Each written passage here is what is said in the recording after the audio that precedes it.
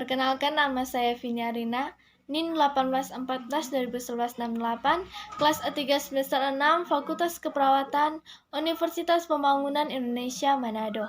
Pada saat ini, saya akan membuat video untuk memenuhi tugas ujian akhir semester dengan mata kuliah Askep Kegawat Daruratan 3 dengan nama dosen Nurse Vergeina Mastur Eskep Mkep. Pada saat ini, saya akan menjelaskan tentang kegawat daruratan pediatrik kejang dan asuhan keperawatannya.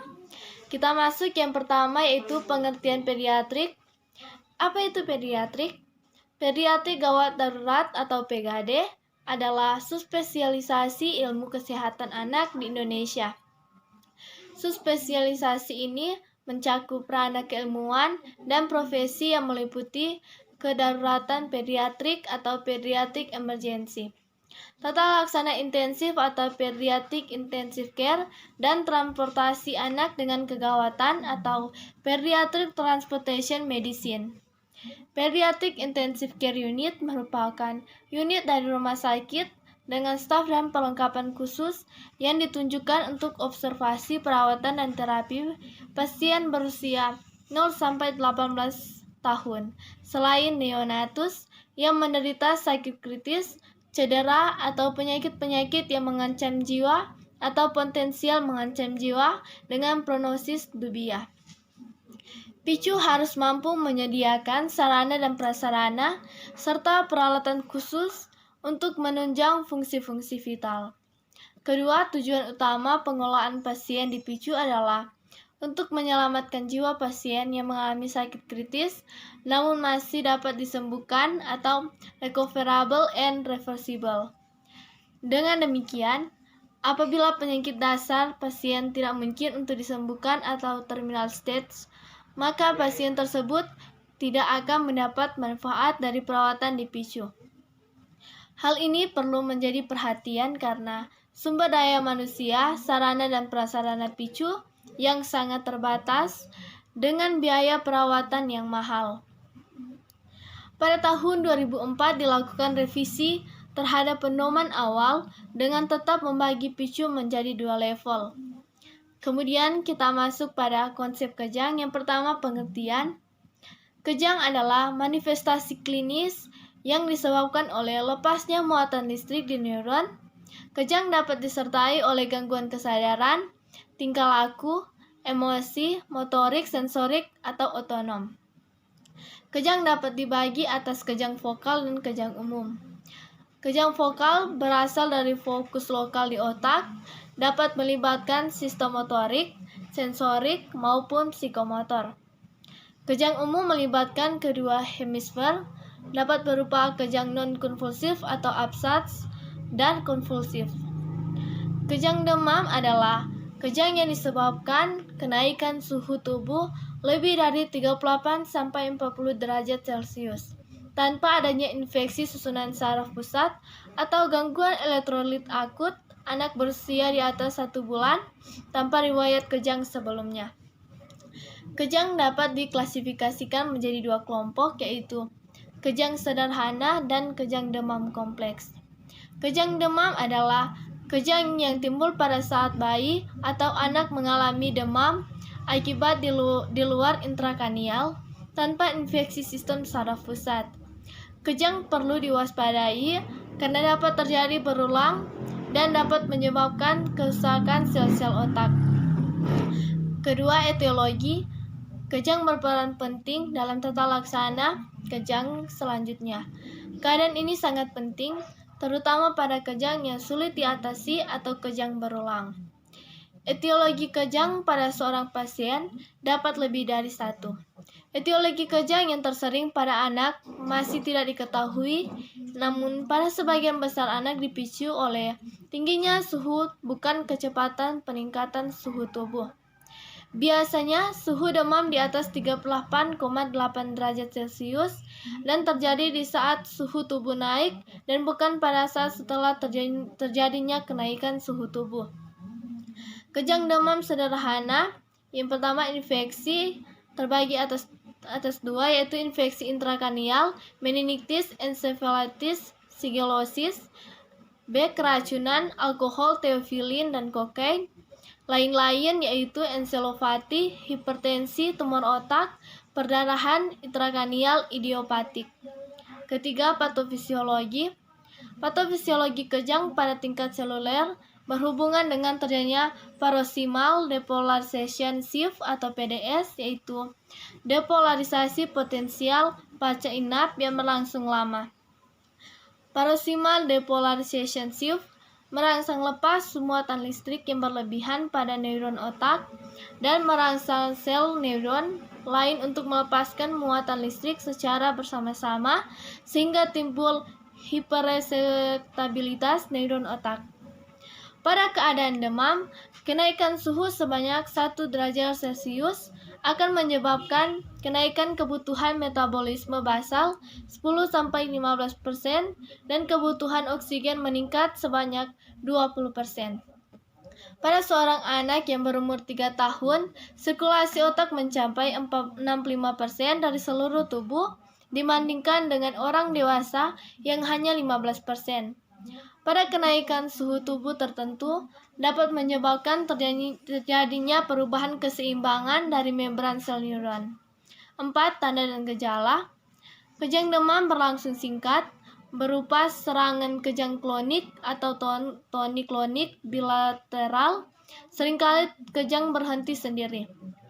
Setelah kejang berhenti, anak tidak memberi reaksi apapun untuk sejenak, tetapi setelah beberapa detik atau menit, anak terbangun dan sadar kembali tanpa defisit neurologis.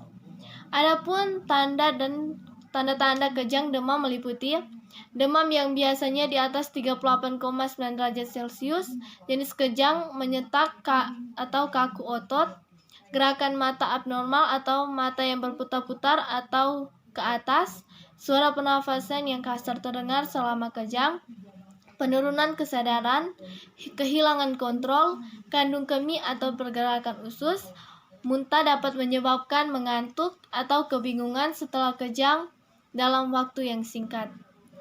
Kelima, klasifikasi kejang. Ada kejang parsial atau vokal lokal, kejang vokal lokal sederhana, kejang parsial kompleks, kejang parsial yang menjadi umum, kejang umum, amsas, mioklonik, klonik, tonik, tonik, sampai klonik atonik. Tidak dapat diklasifikasikan, jenis kejang harus ditentukan setiap kali pasien mengalami serangan. Tidak jarang ditemukan bahwa pasien jenis kejang saat ini berbeda dengan sebelumnya. Semakin banyak jenis serangan kejang yang dialami pasien, semakin sulit penanganan kejang dan pemilihan obat anti kejang. Keenam, kejang demam sederhana tidak mengakibatkan kerusakan otak maupun kecacatan mental. Salah satu komplikasi dari kejang demam adalah kemungkinan mengalami kejang demam kembali di kemudian hari. Anak yang menderita kejang demam memiliki resiko menderita epilepsi di kemudian hari, tetapi resiko ini ada pada anak yang mengalami kejang demam kompleks. Selain epilepsi, anak penderita kejang demam beresiko menderita kelainan otak atau enselopati. Namun, kasus ini sangat jarang terjadi. Ketujuh, pelaksanaan umumnya kejang. Tonik-klonik berhenti spontan dalam 5 menit. Bila kejang tidak berhenti dalam 5 menit, maka kejang cenderung berlangsung lama. Status epileptikus atau SE adalah kejang lama selebih dari 30 menit atau kejang berulang tanpa pulihnya kesadaran di antara kejang. Terdapat 2 jenis status epileptikus, yaitu SE konvulsif atau partial vokal motorik dan tonik-klonik umum, dan SE non-konvulsif, absas dan parsial kompleks. Status epileptikus konvulsif pada anak merupakan kegawatan yang mengancam jiwa dengan risiko terjadinya gejala sisa neurologis. Risiko ini tergantung pada penyebab dan lamanya kejang. Makin lama kejang berlangsung, makin sulit untuk menghentikan. Sekarang kita datang pada asuhan keperawatan. Yang pertama, pengkajian. Ada pengkajian data demografi, identitas klien, nama inisial klien anak E, umur 4 tahun, jenis kelamin laki-laki, identitas penanggung jawab, nama Tuan F, umur 43 tahun, hubungan dengan klien, yaitu ayah dari pasien, agama Islam, pendidikan SMA, pekerjaan petani. Riwayat kesehatan sekarang atau alasan masuk RS, klien datang ke IGD RSUD pada tanggal 12 Mei 2019 pukul 12.15 WIB dengan keluhan demam sejak 2 hari, disertai kejang 1 kali berdurasi sampai 5 menit, disertai batuk. Riwayat kesehatan dahulu, keluarga klien mengatakan tidak ada penyakit kejang. Pemeriksaan fisik, berat badan 16 kg, tinggi badan 127 cm, suhu badan 38,2 derajat Celcius, pernafasan 24 kali per menit, nadi 100 kali per menit. Analisa data yang pertama, data subjektif, keluarga anak E mengatakan badan anak E panas. Data objektif, suhu tubuh anak E 38,2 derajat Celcius, pernafasan 24 kali per menit, dan nadi 100 kali per menit. Kulit tanpa kemerahan, kering, dan teraba hangat. Etiologi, proses penyakit atau infeksi. Masalah hipertemia berhubungan dengan dehidrasi ditandai dengan suhu tubuh meningkat. Kedua, data subjektif, keluarga anak E mengatakan anak E tidak nafsu makan. Keluarga anak E mengatakan anak E makan hanya sedikit. Data objektif, anak E tampak lemas. Berat badan sebelum sakit 16 kg, saat sakit 14 kg. Etiologi, status kesehatan menurun, kelemahan otot menurun, keenggangan untuk makan, nafsu makan menurun, penurunan berat badan. Masalah defisit nutrisi berhubungan dengan faktor psikologis, ditandai dengan nafsu makan menurun, berat badan turun dari 16 kg menjadi 14 kg. Yang ketiga, data subjektif, ayah anak E mengatakan anak E rewel dan susah tidur. Ayah anak E sering terjaga di malam hari. Ayah mengatakan anak E hanya tidur 3-4 jam. Data objektif, anak E rewel dan cemas. B. Anak E susah tidur, kurang kontrol tidur. Etiologi, hambatan lingkungan atau suhu lingkungan dan kebisingan, ketidaknyamanan. Masalah gangguan pola tidur berhubungan dengan kurang kontrol tidur, ditandai dengan susah tidur. Diagnosa keperawatan yang kami ambil ada 3. Yang pertama, hipertemia berhubungan dengan dehidrasi ditandai dengan suhu tubuh meningkat. Kedua, defisit nutrisi berhubungan dengan keengganan untuk makan ditandai dengan nafsu makan menurun. Ketiga, gangguan pola tidur berhubungan dengan kurang kontrol tidur ditandai dengan susah tidur. Rencana keperawatan, diagnosa keperawatan. Yang pertama, hipertemia berhubungan dengan dehidrasi ditandai dengan suhu tubuh meningkat. Intervensi utama manajemen hipertemia, observasi, identifikasi penyebab hipertemia, monitor suhu tubuh, monitor kadar elektrolit, monitor haluaran urin, monitor komplikasi akibat hipertemia. Terapeutik, sediakan lingkungan yang dingin, berikan cairan oral, lakukan pendinginan eksternal. Edukasi, anjurkan tirabaring kolaborasi pemberian cairan dan elektrolit intravena jika perlu. Implementasi, mengidentifikasi penyebab hipertemia, misalnya dehidrasi terpapar lingkungan panas. Memonitor suhu tubuh, memonitor kadar elektrolit, memonitor haluaran urin, memonitor komplikasi akibat hipertemia. Menyediakan lingkungan yang dingin, memberikan cairan oral. Melakukan pendinginan eksternal, misalnya selimut hipertemia atau kompres dingin pada dahi, leher, dada, abdomen, aksila. Menganjurkan tirabaring, berkolaborasi pemberian cairan dan elektrolit intravena jika perlu. Evaluasi. S. Ayah anak E mengatakan badan anak E panas. O. Suhu badan anak E 38,2 derajat Celcius, respirasi 24 kali per menit, nadi 100 kali per menit. Kulit tampak kemerahan, kulit terasa hangat. A. Masalah belum teratasi. B. Lanjutkan intervensi. Pantau tanda-tanda vital, pantau adanya kejang berulang, berikan obat penurun panas jika suhu masih lebih dari 38 derajat Celcius. Kedua, gangguan pola tidur berhubungan dengan kontrol tidur, ditandai dengan susah tidur. Intervensi utama, dukungan tidur observasi, identifikasi pola aktivitas dan tidur, identifikasi faktor pengganggu tidur atau fisik psikologis, identifikasi makanan dan minuman yang mengganggu tidur, identifikasi obat tidur yang dikonsumsi, terapeutik, modifikasi lingkungan, misalnya pencahayaan, kebisingan, suhu matras dan tempat tidur. Batasi waktu tidur siang jika perlu, fasilitasi menghilangkan stres sebelum tidur, tetapkan jadwal tidur rutin, lakukan prosedur untuk meningkatkan kenyamanan sesuai jadwal pemberian obat dan atau tindakan untuk menunjang siklus tidur terjaga.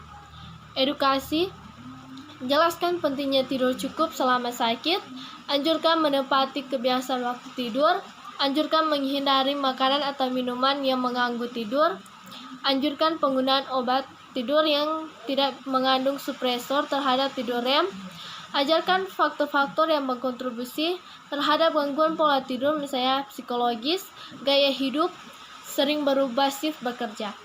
Ajarkan relaksasi otot autogenik atau cara non-farmakologi lainnya. Implementasi, mengidentifikasi pola atau aktivitas dan tidur, mengidentifikasi pengganggu tidur atau fisik psikologis, mengidentifikasi makanan dan minuman yang mengganggu tidur, mengidentifikasi obat tidur yang dikonsumsi. Terapeutik, memodifikasi lingkungan atau misalnya pencahayaan, kebisingan, suhu, matras, dan tempat tidur. Membantu waktu tidur siang jika perlu, memfasilitasi menghilangkan stres sebelum tidur. Menetapkan jadwal tidur rutin, melakukan prosedur untuk meningkatkan kenyamanan, menyesuaikan jadwal pemberian obat dan atau tindakan untuk menunjang siklus tidur terjaga. Edukasi, menjelaskan penting tidur cukup selama sakit, menganjurkan menempati kebiasaan waktu tidur, menganjurkan menghindari makanan atau minuman yang mengganggu tidur, menganjurkan penggunaan obat tidur yang tidak mengandung supresor terhadap tidur REM.